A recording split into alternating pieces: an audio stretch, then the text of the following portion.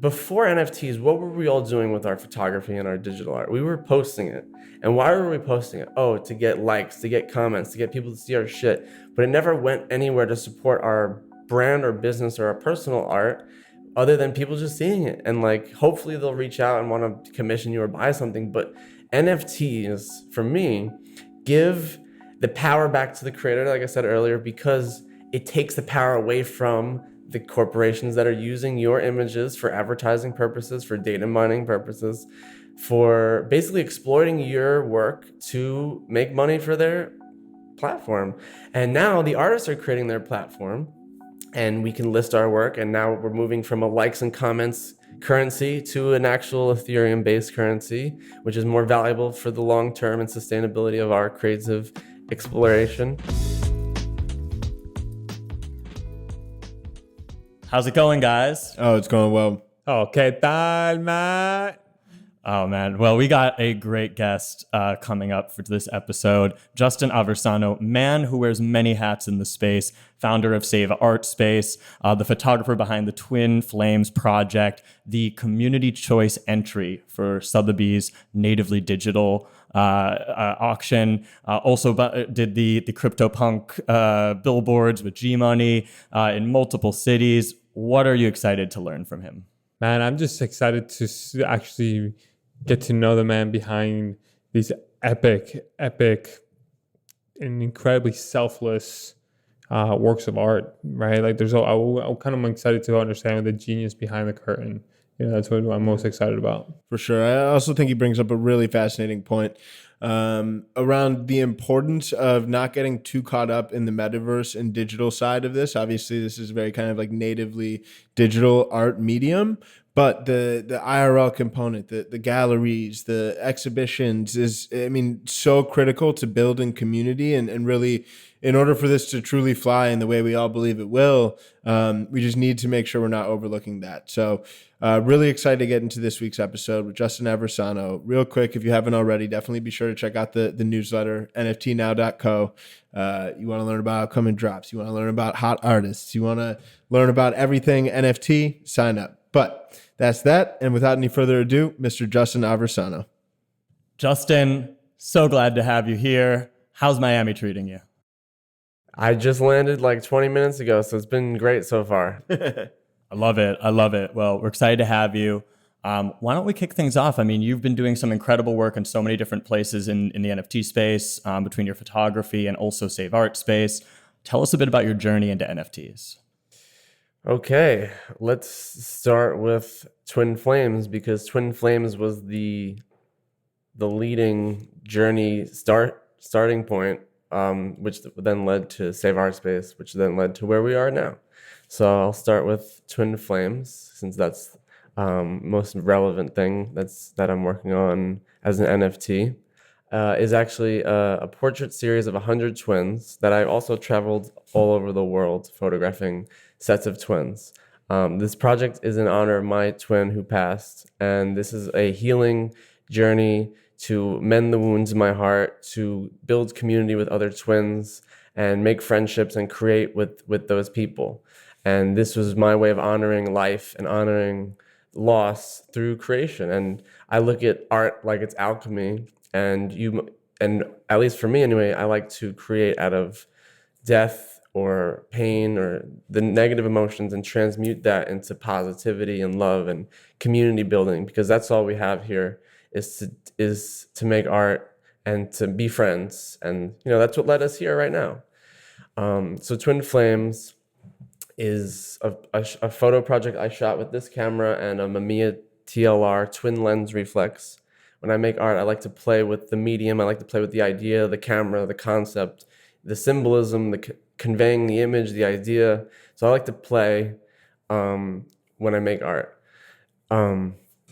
With Twin Flames, so I'll start. It all started in 2017 on May 31st when I started the project, but it actually started months before.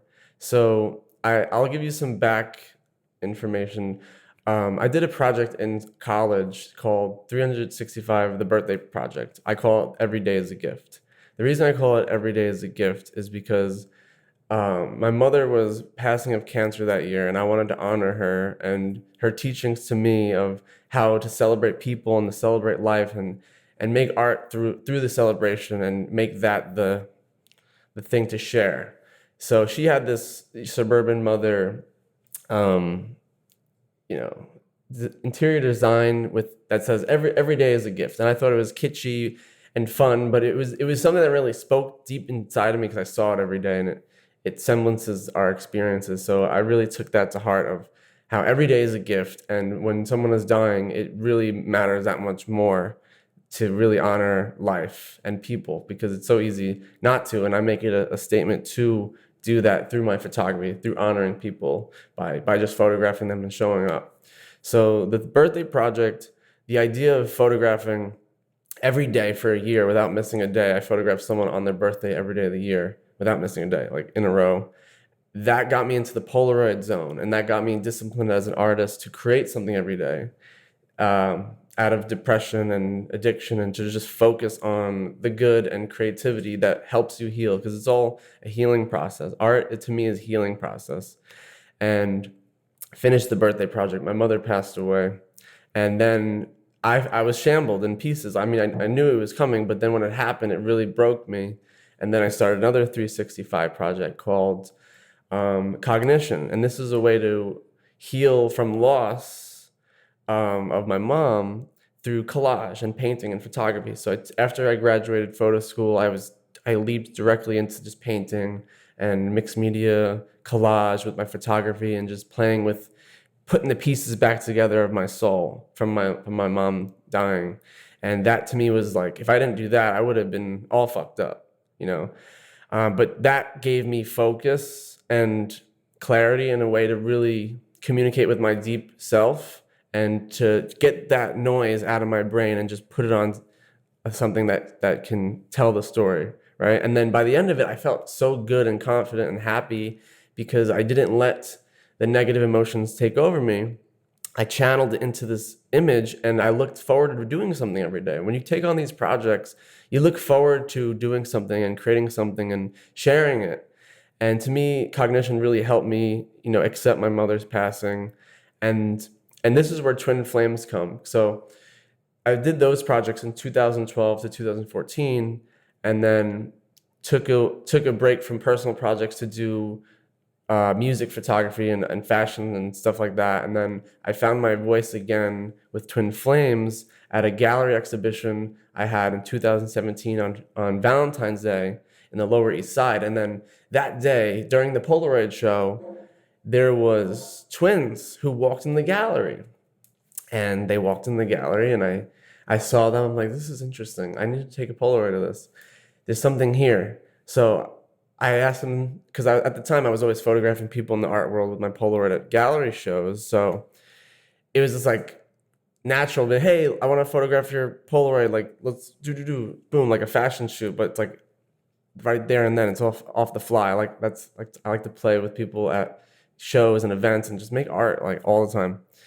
So I was looking at that picture later that night, and I held it in my hand, and I was like, I'm gonna do a twin project. And at that time, I was like, it was just an art idea. I didn't really think about why I wanted to do it until I took the months from February up until May of getting the camera, figuring out where I want to go travel, who I'm gonna photograph. And it started with those twins, and I photographed them in Central Park, May 31st, 2017. I didn't have any twins after that. They recommended a twin after, and it was like a domino effect of twins recommended twins to the point where I was shooting the Shining twins in London and shamanic healing cactus San Pedro twins in Peru.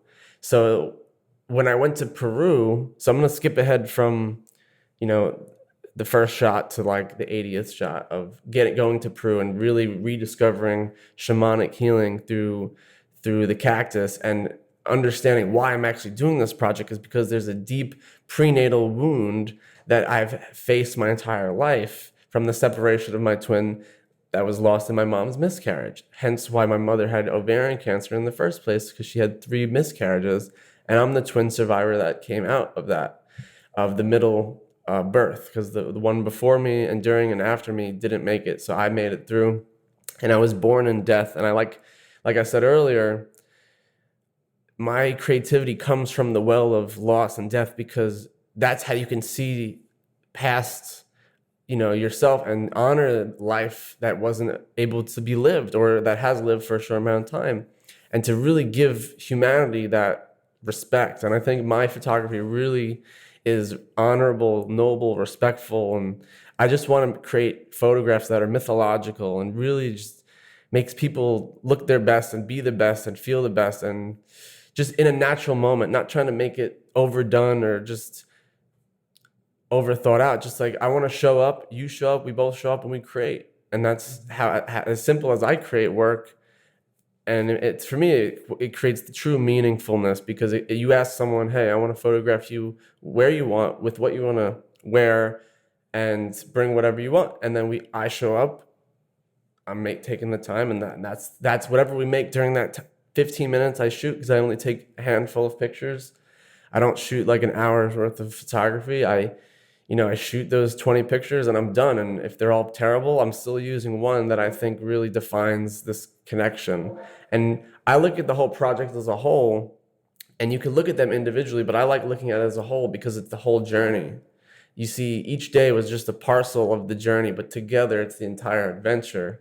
And I like to create massive, vast artworks because it's like a diary of aesthetic. It's your whole experience, whether it be good or bad, or it's up to the subject to decide what looks good or bad. But I think there's our good days and our bad days, and you got to show both, and you got to have the courage to show both, and admit when shit didn't go good. Just like today, like my project that I'm shooting now, the film got lost in the mail. I'm gonna use one of those 2 shots that I have, unless I somehow miraculously manifest the film back in my possession. But who knows if that'll happen. Funny thing is, he's a shaman, so it's like there's some mystical energy that's like I wouldn't put it past you two. you need one. You just need one picture, and that's all you need. Justin, man, that was really raw, man. And I appreciate you being so deep about the process that you have, and like falling in love with it and seeing the ups and downs, and like being so clear about where you source from. It seems like your journey is definitely deeply spiritual, and like it really manifests in a beautiful way. I'd love to dive deeper into kind of like a milestone based situation. Like you really kind of were a trailblazer with the Sotheby situation. Like, yeah, walk us through with that. All right. Well, you're talking about milestones. Let me start with the major one. Okay. Which is finishing the project. Okay. July 18th in Birmingham, UK, I photographed the black and white biracial twins that were on the cover of Nat Geo, and that was the final photo. And I shot the whole project in color, like classic color portraiture. And then the final photo, to me, was very like, it closed the chapter of this healing journey, and I felt whole. I felt wholesome. I felt like those wounds were mended, and doing this whole thing, I felt like the alchemist. If you read the book, you travel the world to find the treasure, and it was right where you started all along. It's in your heart. So it took me that year to just travel and find my heart and what makes me happy. And it's making art, and I was doing it this whole time. And I made every picture in the darkroom. So I made an AP and a 101. And a collection of 100 101s for a museum or institution, and APs for all the twins to have as a gift. The major milestone, I think, is not even Sotheby's. It's actually finding the love of my life through the project, because when you do what you love, you find the love of your life. And I found her, named Nicole Buffett. She's a twin. She's an artist. And this project led me to her, and I'm grateful that I could find love through art. And it's a testament of why I create, because you find beautiful people to spend time with, and that's why we're here now making something like this. To me is an artful experience. So that's my major milestone, is meeting my soulmate through the twin flames journey. My second milestone would definitely be having the gallery exhibition, like the first gallery exhibition of the 100 twin pictures, and then the 100 Polaroids, and then the 10 enlarged and the 10 cyanotypes. Having a big solo exhibition like that, to me, was like, wow, I fucking manifested this. And this is what a solo show feels like. And this was in 2019. I self-published the book. And, I spent the past 2 years, and this is where we get into the NFT stuff. So I spent the past 2 years trying to figure out, I have this collection of 100 twin portraits, physical 16 by 20, 101 color darkroom prints. And my goal was to put it in a museum or have a collector purchase it, at fair market value, which is, $1,000 per piece. There's 100 pieces. It's $100,000. But to me, it was like, I can't sell these separately. Unlike the NFTs where it's sold separately, but I'll get to that in a second. I think I was attached to this idea and obsessed with this idea of community, family. Like, these things cannot be broken apart. Like, this physical collection, no one can buy just one. Like, this is one thing. This is the art, right? And then when I met G Money and Alex Mazmash earlier this year, they were the ones who pushed me to be like, yo, mint this project as an NFT. I think it'll do very well, G Money says. And I did. I listened to his advice. He's very intelligent when it comes to this. And lo and behold, that 4 days that I minted it, the project sold out as an NFT. I was in debt for like 5 years making the project. It's a lot of money traveling and film and printing and everything. So I was in debt, and now I came into an abundance where I'm like, whoa, I'm out of debt. Like, whoa, I could relax. But it still pushed me to go further because it didn't feel like I reached the point where I want to go, which is the full set. I still have it. It's like I need to fulfill my vision and either get this in a museum. And we're at Sothebys, which is a great achievement and milestone. And I think the legitimacy of selling the NFTs, and I held on to one, which is the most meaningful one, which is the picture of Allison looking in the mirror, holding a death certificate, and her eyes are closed, but then you could just see the back of the head of the foreground image. And I think it's like, what are you looking at? Like, are you looking at the real or the shadow of the real? It's like a Plato's allegory of the cave. Like, what is real, the reflection or the physical? And I like to play on philosophical concepts. And to me, is a window into the spiritual world where she's communicating to her twin that is past. And, for me, that picture's so strong and emotional, and I couldn't even sell it because it's such a priceless image. And that's why I'm donating 100% of the proceeds, because I don't want to profit off that image. I want that image to give back to all, because it is to me the twin sacrifice. Just like my twin has sacrificed their life so I could be alive, that picture is the sacrifice for the community to be pushed forward and uplifted. And I want to make my art the conduit for abundance for all, and not just a selfish take. I want it to be like, okay, I got this community lot nominated by the community. I'm gonna fucking give this right back to the community because they're the ones who put me here, and that's, to me, the right thing to do. Having this responsibility as a new artist, as someone who's having their first auction, I feel like I want to set some sort of precedent and like, hey, I don't need this money. I'm gonna make it so everyone can have it. We could all benefit. We could do, not just me have like 100K or 15K, but like everyone could have $1 million for different projects. Like, there are so many amazing creative groups. Like, I want this to go, to Tim's Sevens grant, so then it could power tens of hundreds of other artists. And to me, that makes the most sense, because I still have the physical set, and like, I'm willing to let this go to help others. And like, I don't need this to benefit me. I want it to benefit everyone. And it just felt right. Like, at first I was like, I'm only gonna donate 20%. And then I met up with Tim, and then he inspired me, and then I smoked a joint. And then while I was driving home, I was like, maybe I should donate 50%. And then my gut's like, no, do the whole thing. Like, this is something big. You got to really make a statement, and you got to make it like, you got to hammer the nail. And like, this is some serious shit.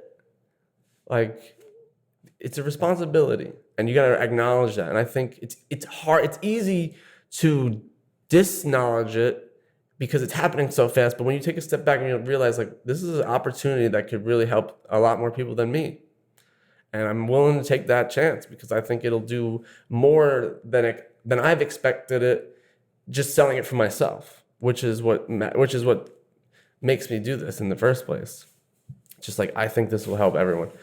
But yeah, Sothebys is fucking a good good. I've never had this experience in my life, and I'm glad I've pushed through the hard years, and it's been 10 long years of creating and like seeing like the light at the end of the tunnel, and just like, am I ever gonna make it? And then like one day you wake up, it's like, oh shit, I have a Sothebys auction. Like, what the fuck just happened? Like this happened like overnight. And just like the NFTs is, I think it's this whole new world, this brave new world of tech and art that's coalescing in such a beautiful way that we haven't seen in the years prior, because there's so much abundance in tech that wants the creative spirit of art, and it's just been waiting to connect. But I feel like there's been a resistance barrier from the traditional art world that just didn't allow it to connect the way it wanted to organically. And because we're working with something like tech, it's kind of like inorganic, but now we found a symbiotic relationship where the artists get all the royalties and they get like empowered. And I think that's what we've needed all along. Like, galleries are great, museums are cool, but I think putting the power back into the creator's hand can only be good for everyone, because it allows us all to manifest our dreams. And, we're all artists here and we all have dreams, and why not make it all happen if we can? And the tech world and NFTs are allowing that to happen. It's making it happen at a faster speed. Like, I've never been more abundant than I have been just the past 3 months than in my entire life. And, how could you not advocate for something that's been so helpful? It's just like, I'm in this for the long run. I want to keep going. I want to see how far we could go, and the utilities we create and the art we create and the people we meet and the relationships that are built upon this foundation of this infrastructure of tech and art, and, push the boundaries. Because that's really what I'm always focused on, like with this public art exhibition. So Twin Flames really led me into the SaveArtSpace with the CryptoPunks. Because I think it's like, because of all the CryptoPunks and G Money vetted for me and like supported me, I was able to have some credibility and respect in the CryptoPunks community, and also just sharing my wisdom of art and having my nonprofit SaveArtSpace as my, organization I represent.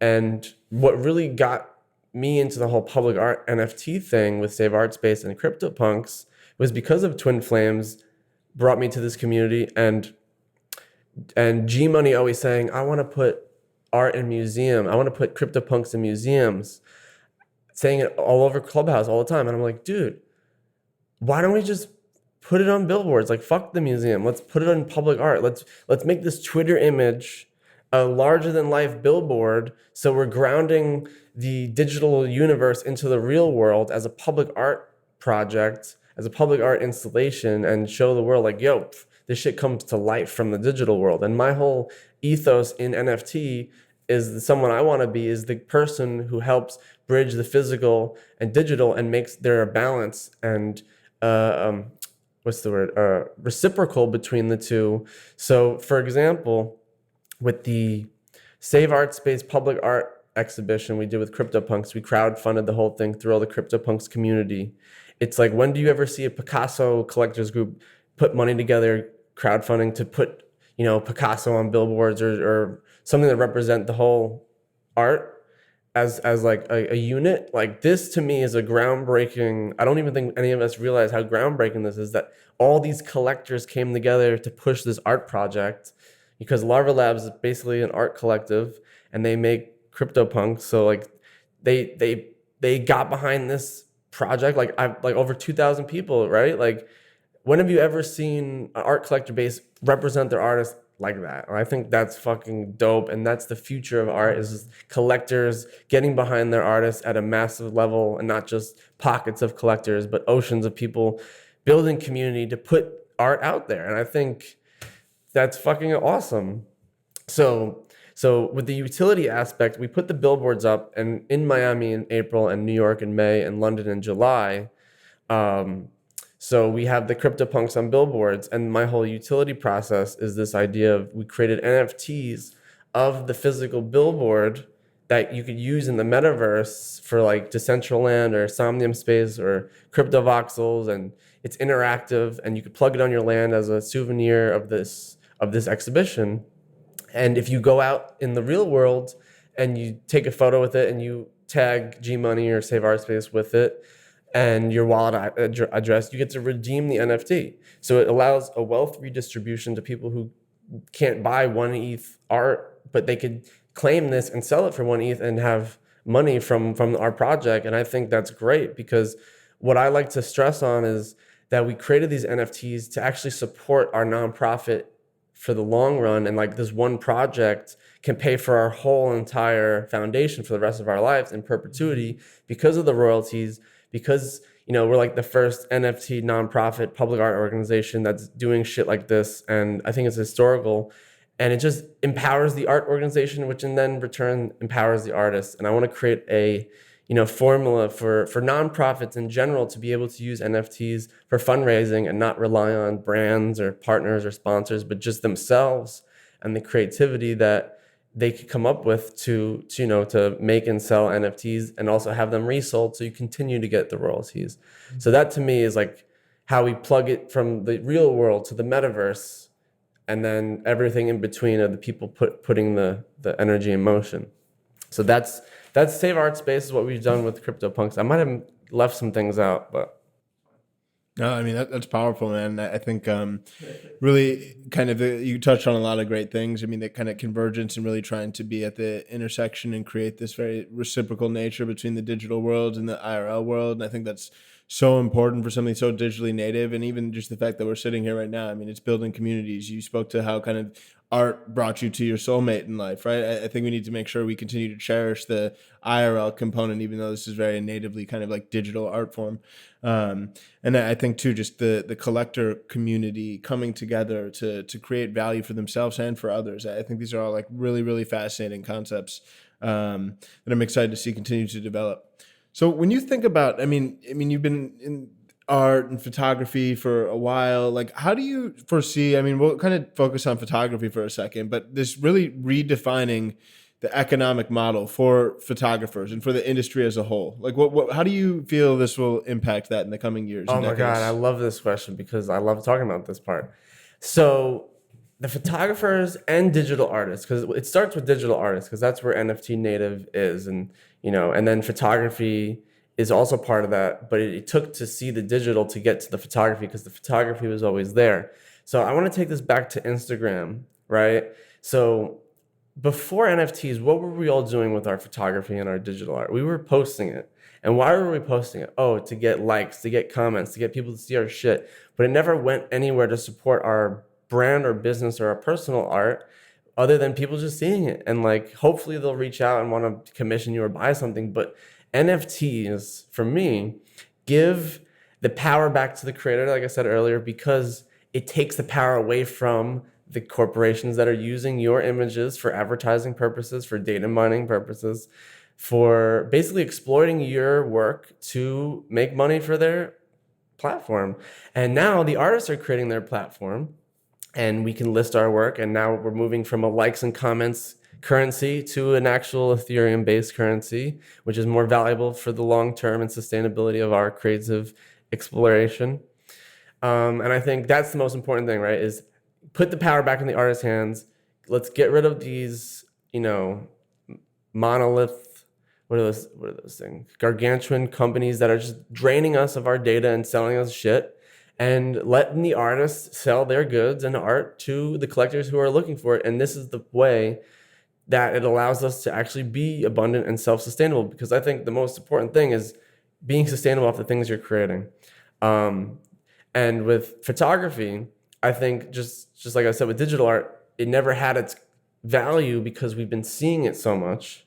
And now we are creating our value and standing by it by putting it on the platforms and seeing them sell for 0.5 Ethereum, 1 Ethereum, 8 Ethereum, and really legitimizing buying photography and not just being used to seeing it, conditioned to see it on Instagram for free, but a moving of your social consciousness to actually wanting to support these people creating these artistic images that dedicate their lives to art and photography. And I think that's important recognition of even the collector base of, don't look at photography like it's photography. Like, just because you have the accessibility to see it and swipe away, just remember that there's someone behind the lens who puts money in their gear to travel, to be there, their time, they don't work, whatever. It's something to support. And photography, like digital art, has a bright future with NFTs because it gives you a place to sell it easier to people who want to buy it, you know? Totally, totally. And, I think that the Sothebys auction is a really interesting and I think important step forward for photography NFTs. And what's cool is, you were the community choice for Sothebys. Let's talk a little bit about how important the role of community is in the NFT space. To what do you kind of attribute all of that, that outpouring of support? Well, let me ask you what you guys, what your interpretation of community is, and then I'll share mine. Because I want to get you guys talking a little bit and hear your thoughts and listen. Because I feel like that's part of what community is. I need to listen to your thoughts and engage with the conversation. Flipping the script. I like it. I like it. I mean, the best way I can think about it is like coming together to create value together, And like one thing that like I always found amazing about the NFT space was how selfless it is. You have artists basically co-promoting, co-signing, like shouting out each other, collaborating with each other, in many ways like amplifying each other's drops, even though, and it comes from a very pure place of these are people that I like and I love their art and I want to see them succeed. And there's no financial incentive behind it in many cases. It's really about, you're contributing value to this space. We recognize that. And like, we want to all do it together, and that's like, whenever I tell people about the NFT space and that community, what I always think about is the fact that so many of these artists never expected to be in the position they're in. Nobody pursues a career in digital art for the money, right? You do it out of a place of passion. So you have all these similarly minded people who got into it for the right reasons, all now in a position where they can actually move the needle for each other. That's that community of like sharing and creating value for each other. Bars, your turn. No, you're next. you three, and then I'll go. So what is community? What's the specific question? I mean, so I guess what is community within the context of NFTs? How is it uplifting artistry? I think the communal aspect is very. I mean, it's effectively like power. A rising tide lifts all ships, and I think because of what Matt was saying, I mean, kind of building on the fact that people are coming in it for the right reasons. Now there's like a model in which this can actually create livelihood within their life, and I think that just it becomes fuel that feeds the fire to take artistic expression to new levels and to new masses. So I think the community, and I think the NFT space, the community has been. I mean, we spoke about this a lot internally, but just how much everybody wants to help each other and how much positive karma, like it's rare, right? Like I've been in other industries coming from music. I mean, it's very kind of like closed doors, dog eat dog world. I feel in this context, the community is so much more holistic and motivated to really support everybody. And that's because we all know we're early. We barely scratched the surface of the impact that we collectively can make as a whole. So I think to me, the community is just all these people doing stuff that they're excited about and really looking to help each other, not because it's going to help them, but because it's everybody's winning and wants to win together. I think with what you say really brings me to want to share that, like, the NFT community is literally decentralization, right? And when you think about decentralized finance or Ethereum and validation and blockchain nodes, it's like we are each a validator. Mm-hmm. As an NFT person, we're validating each other's existence. Isn't that what decentralization is in the first place? So it's only natural to want to share and build community because you need community. You need a network, a web of consciousness to validate each other to have these things happen. Mm-hmm. And I'm going to break it down in a technical, like metaphorical blockchain language, but I think I'm visualizing like the community comes from the decentralization of it all.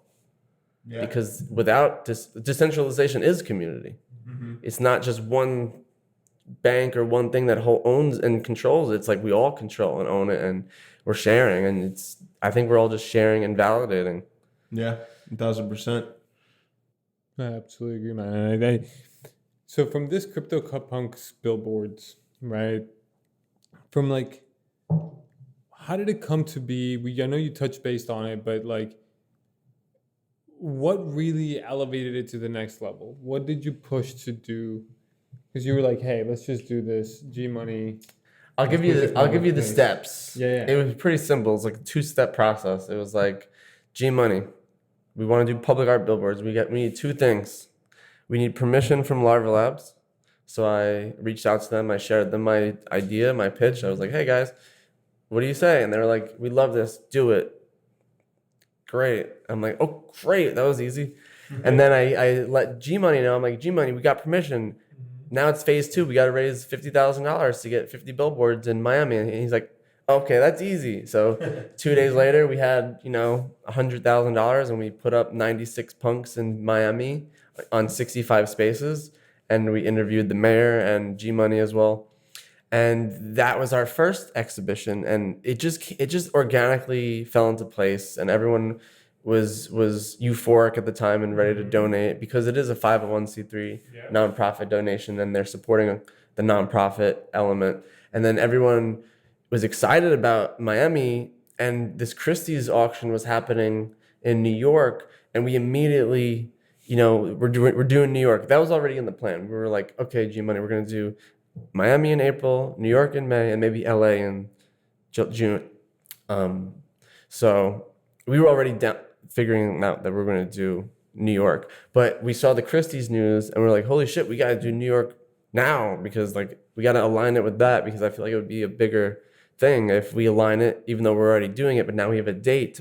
So while we were in Miami, we were raising money for New York, and we had twice, triple the amount of people that wanted to support because they saw what we did in Miami. And it just allowed it to grow to have 200 spaces in New York, a partnership with Christie's, with Noah, who's a great dude. I wish he was here with us hanging. And just building with the fine art world in that regards of having them partner with SaveArtSpace, because we were already onto something big and they wanted to join us and contribute. And we were like, great, you could have just stole this idea and did it by yourself, but you see the community aspect and we're grateful, and you're supporting our nonprofit. And that's like a nonprofit being supported by an auction house is like crazy to me. Like, I'm glad they did it. Like, this raises the bar for everyone. They're supporting our nonprofit. We're being taken seriously in the art world, like at that level. So it's like really a level up in my regards. Through SaveArtSpace. And it's ironic that through Sotheby's, my personal art levels up in a different way. It's kind of fun that these two entities who are like competitors, but I would say they're more of like, they're a community because they're working off each other. Mm-hmm. I don't see a competition anymore. I think it's just a friendly rivalry, and how are we going to one up each other, and it's all fun at the end of the day. So New York, we had 200 billboards, like 5 in Times Square, 100 in New York, and then like 30 in Brooklyn, and then just took over. It's still up today. That's pretty awesome, man. Well, Justin, to kind of close things out, let's look to the future. Where are your projects going? Where is Justin Aversano in 5 years? Where's the NFT space? Are you in the metaverse? Like, what's on your horizon? Okay, so I think an ending note would be, we mustn't focus too hard in the digital, or else we will be fully plugged into something that we can't turn back from. AI or comfort or whatever. I think we need to remain a balance. Physical public art in the real world in nature, and have it some way connect to the digital metaverse in a way where it's healthy and responsible, that we don't lean too much on each side and disbalance the scales. Because I think a balance is necessary, and I think we all have a responsibility to recognize when it's too much and take a break.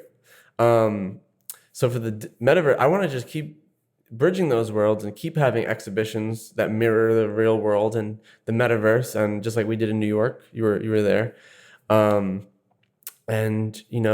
level up in mediums. And I could just go quickly through my career, starting with Polaroids to paintings, to fine art color portrait photographer, to fine art black and white photography, to Super 8 film, to tintypes, to sculptures and feature films. Like, I have a whole trajectory of mediums I want to explore through a different project that has meaning and honor for someone or some life or something.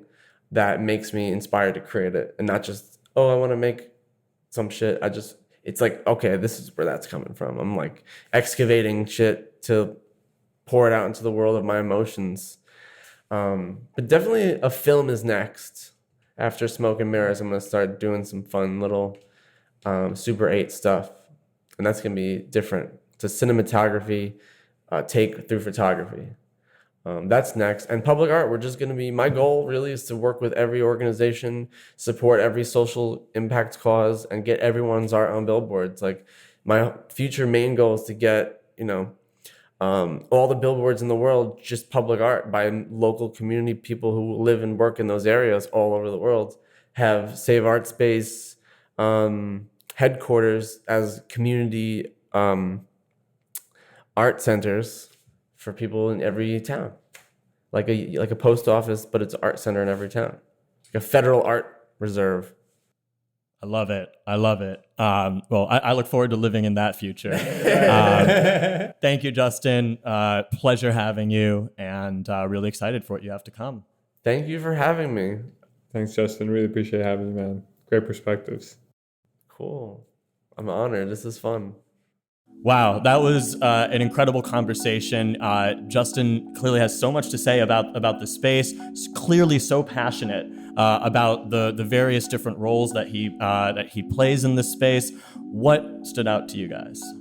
Yeah, I mean, it was fun to have a open-hearted conversation on just the value of community. I know community is like something we always speak to, but to really dive deep, dissect it, and unearth a lot of the core kind of motivators of the community and how we are building strength by numbers that are really building this massive tidal wave to empower a whole new economic model for artists was really fun to dive into. Man, I think, like, to your point, Sam, like, I think he's an incredible trailblazer in terms of elements of, like, allowing things to happen while at the same time being incredibly intentional. I think him diving deeper into loss and grief has allowed him to create a metamorphosis and an alchemy of that pain through expression, through light. And I think this is what ties deeply into his spiritual journey, tied into community. I think it's just this resonance that there is divinity and alignment as an artist in that purity of creation. Indeed.